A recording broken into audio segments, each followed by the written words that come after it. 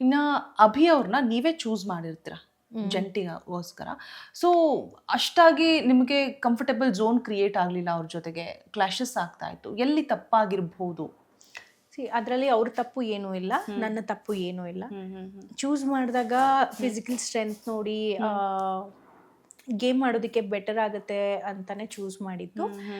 Game ವಿಚಾರದಲ್ಲಿ ಅಭಿ ಯಾವತ್ತೂ ನನ್ನನ್ನು ಡಿಮೋಟಿವೇಟ್ ಮಾಡಿಲ್ಲ ಜಂಟಿಯಾಗಿರೋ ತನಕನೂ. ಬಟ್ ವ್ಯಕ್ತಿತ್ವನೇ ಬೇರೆ ಅಂದಮೇಲೆ ಸಡನ್ ಆಗಿ ನಾವೇ ಚೂಸ್ ಮಾಡಿದ್ರು ನಮ್ಗೆ ಅವ್ರ ಬಗ್ಗೆ ಏನೂ ABCDನೂ ಗೊತ್ತಿರಲ್ಲ, ವ್ಯಕ್ತಿತ್ವಗಳೇ ಬೇರೆ. ಸೊ ಹಾಗಾಗಿ ಅವರು ಹೀ ಈಸ್ ಲೈಕ್ ಸಾಫ್ಟ್,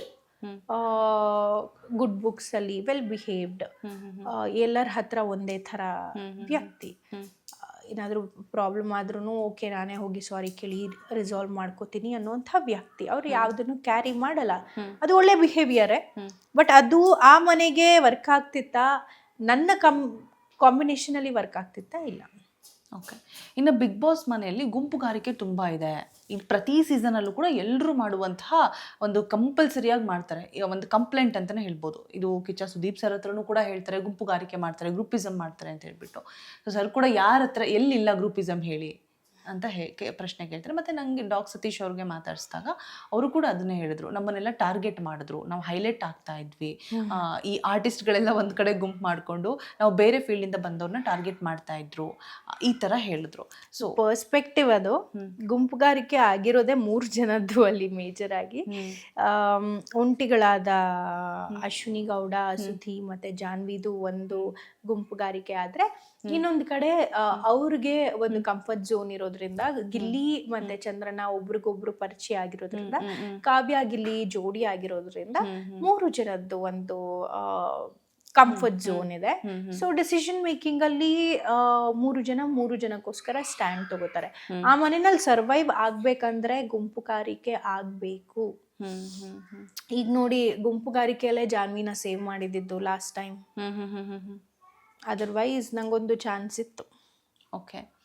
ನಿಮಗೆ ಅನಿಸ್ತಾ ಇದೆಯಾ ಇವಾಗ ನಾನು ಕೂಡ ಆ ಗುಂಪಲ್ಲಿ ಇರಬೇಕಿತ್ತು, ನಾನು ಗುಂಪುಗಾರಿಕೆ ಮಾಡಬೇಕಿತ್ತು ಅಂತ ಆಚೆ ಬಂದಮೇಲೆ ಏನಾದರೂ ಅನಿಸಿದುಂಟಾ ಉಳ್ಕೊಳ್ಳೋದಕ್ಕೋಸ್ಕರ? I don't think so. Okay. ಇನ್ನು ಈ ವಿಚಾರ ಪ್ರತಿಯೊಬ್ಬರು ಕೂಡ ಕೇಳಿರ್ತಾರೆ, ನಿಮ್ಗೆ ಆಲ್ರೆಡಿ ಬೇಜಾರಾಗಿರುತ್ತೆ ಅನ್ಸುತ್ತೆ, ಧ್ರುವಂತ್ ಅವರ ವಿಚಾರ. ಸೊ ಜೊತೆಗೆ ಆ್ಯಕ್ಟ್ ಮಾಡಿರ್ತೀರಾ, ಸೊ ಒಂದು ಡೌಟ್ ಬರುತ್ತೆ, ಯಾಕೆ ಮಾತಾಡ್ತಾ ಇಲ್ಲ ಇವರಿಬ್ರು ಕೂಡ ಅಂತ ಹೇಳ್ಬಿಟ್ಟು. ಸೊ ಯಾಕೆ, ಮತ್ತು ಪಾತ್ರ ಕೂಡ ಅಷ್ಟು ಹತ್ತಿರವಾದಂತಹ ಪಾತ್ರ. ಸೊ ಯಾಕೆ, ಏನಾದರೂ ಮನಸ್ತಾಪ ಏನಾದರೂ ಇತ್ತ? ನೀವೇ ಕ್ಲಾರಿಟಿ ಕೊಟ್ಬಿಡಿ. ಏನಿಲ್ಲ, ಸೀರಿಯಲ್ ಗಂಡನ ಸೀರಿಯಸ್ ಗಂಡ ಅನ್ಕೊಳ್ಳೋದಕ್ಕಾಗಲ್ಲ, ಅನ್ಕೊಳ್ಳಬಾರ್ದು. ಅದಕ್ಕೋಸ್ಕರ ಸೊ ಕೊಲೀಗ್ಸ್ ಆಗಿ ವರ್ಕ್ ಮಾಡಿರ್ತೀವಿ, ಕೋ ಆರ್ಟಿಸ್ಟ್ ಆಗಿ ವರ್ಕ್ ಮಾಡಿರ್ತೀವಿ. ಅವರ ಜೀವನನೇ ಬೇರೆ ಇರುತ್ತೆ, ಜೀವನ ಶೈಲಿನೇ ಬೇರೆ ಇರುತ್ತೆ. ನಮ್ಮ ಜೀವನ ಶೈಲಿ, ಯೋಚನಾ ಸಾಮರ್ಥ್ಯನೇ ಬೇರೆ ಇರುತ್ತೆ. ಪ್ರಾಜೆಕ್ಟ್ ಮುಗಿದ್ಮೇಲೆ ನಾವು ಕಾಂಟ್ಯಾಕ್ಟ್ ಅಲ್ಲಿ ಇರಲಿಲ್ಲ. ಆಮೇಲೆ ಇಲ್ಲಿಗೆ ಬಂದ್ಮೇಲೆ ಅವರು ಅರಸರಾಗಿದ್ರು, ನಾವು ಸೇವಕಿ ಜಂಟಿ ಆಗಿದ್ವಿ. ಸೊ ಹಾಗಾಗಿ ಅವ್ರದೇ ಝೋನಲ್ಲಿ ಅವರಿದ್ರು, ನಮ್ಮದೇ ಝೋನಲ್ಲಿ ನಾವಿದ್ವಿ. 2 ವಾರದಲ್ಲಿ ಅವ್ರಿಗೆ ಮಲ್ಲಮ್ಮ ಜೊತೆ ಒಂದು ಕಂಫರ್ಟ್ ಝೋನ್ ಬೆಳೆದಿತ್ತು. ಹಾಗಾಗಿ ಅವರು ಮಲ್ಲಮ್ಮ ಅವ್ರ ಜೊತೆ ಜಾಸ್ತಿ ಕನೆಕ್ಟೆಡ್ ಆಗಿದ್ರು. ನಾವಿಬ್ರು ಕೂತ್ಕೊಂಡು ಡೀಪ್ ಆಗಿ ಮಾತಾಡುವಂತಹ ಯಾವ ಸನ್ನಿವೇಶನೂ ಅಲ್ಲಿ ನಡೆದಿರ್ಲಿಲ್ಲ.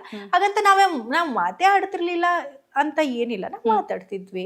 ಯಾವ ವಿಚಾರಕ್ಕೆ ಅವಶ್ಯಕತೆ ಇದೆಯೋ, ಗುಡ್ ಮಾರ್ನಿಂಗ್ ಇಂದ ಹಿಡಿದು ಗುಡ್ ನೈಟ್ ತನಕ ಎದುರಿಗೆ ಬಂದಾಗ ಚೆನ್ನಾಗೇ ಇದ್ವಪ್ಪ. ಆ ಥರ ಮುಖ ತಿರುಗಿಸ್ಕೊಂಡು ಓಡಾಡೋದು, ಅವಾಯ್ಡ್ ಮಾಡ್ಕೊಂಡು ಓಡಾಡೋದು ಏನು ಮಾಡೇ ಇಲ್ಲ ನಾವು. ಬಿಕಾಸ್ ಯಾಕೆ ಕೇಳಿದೆ ಅಂತ ಹೇಳಿದ್ರೆ, ಆ ಬಿಗ್ ಬಾಸ್ ಮನೆ ಅಂತ ಅಂದಾಗ ನಮ್ಗೆ ಎಲ್ಲೂ ಕೂಡ ನಾವು ಪರಿಚಯ ಇಲ್ಲದೆ ಇರೋರೆ ಆಲ್ಮೋಸ್ಟ್ ಬಂದಿರ್ತಾರೆ. ಏನೋ ನಮ್ಗೆ ಮೊದಲೇ ಗೊತ್ತಿದ್ದವ್ರು ಬಂದರು ಅಂತಂದರೆ ನಮಗೆ ಖುಷಿ ಆಗುತ್ತೆ. ನಮ್ಗೆ ಗೊತ್ತಿದ್ದವ್ರು ಒಬ್ರು ಬಂದಿದ್ದಾರೆ, ಅದರಲ್ಲೂ ಜೊತೆಗೆ ಕೋ ಆರ್ಟಿಸ್ಟ್ ಆಗಿ ಅಷ್ಟು ಒಳ್ಳೆ ಪಾತ್ರಗಳನ್ನು ಮಾಡಿರೋರು ಬಂದರೂ ಕೂಡ ಎಲ್ಲೋ ಒಂದು ಕಡೆ ಕ್ಲೋಸ್ ಆಗಿರ್ಲಿಲ್ವೇನೋ ಅಂತ ಅನ್ನಿಸ್ತು. ಅದೇ ಕೊಲೀಗ್ಸ್, ವೆರಿ ಸಿಂಪಲ್, ಕೊಲೀಗ್ಸ್ ಎಲ್ಲ ಫ್ರೆಂಡ್ಸ್ ಆಗಲ್ಲ. ಈಗ ನಿಮ್ಮ ಜೊತೆ ಒಂದು 50 ಜನ ಕೆಲಸ ಮಾಡ್ತಾರೆ ಅಂದ್ರೆ ಎಲ್ಲರೂ ಫ್ರೆಂಡ್ಸ್ ಆಗಿರಲ್ಲ, ಮುಖ ಪರಿಚಯ ಇರುತ್ತೆ, ಅವ್ರನ್ನ ಪರ್ಸ್ನಲಿ ಮಾತಾಡ್ಸ್ಲಿಕ್ಕೆ ಹೋಗಲ್ಲ. ನಮ್ಮ ಸಂಬಂಧ ಇದ್ದಿದ್ದು ಕಂಪ್ಲೀಟ್ಲಿ ಪ್ರಾಜೆಕ್ಟ್ ವಿಚಾರಕ್ಕೆ, ಪ್ರೊಫೆಷನಲ್ ವೇನಲ್ಲಿ. ಸೊ ಹಾಗಾಗಿ ಆ್ಯಂಡ್ ಅಲ್ಲಿ ಮನೆಯೊಳಗೆ ನಾನು ನೋಡಿದಂಥ ವ್ಯಕ್ತಿನೇ ಹೊಸೊಬ್ರು.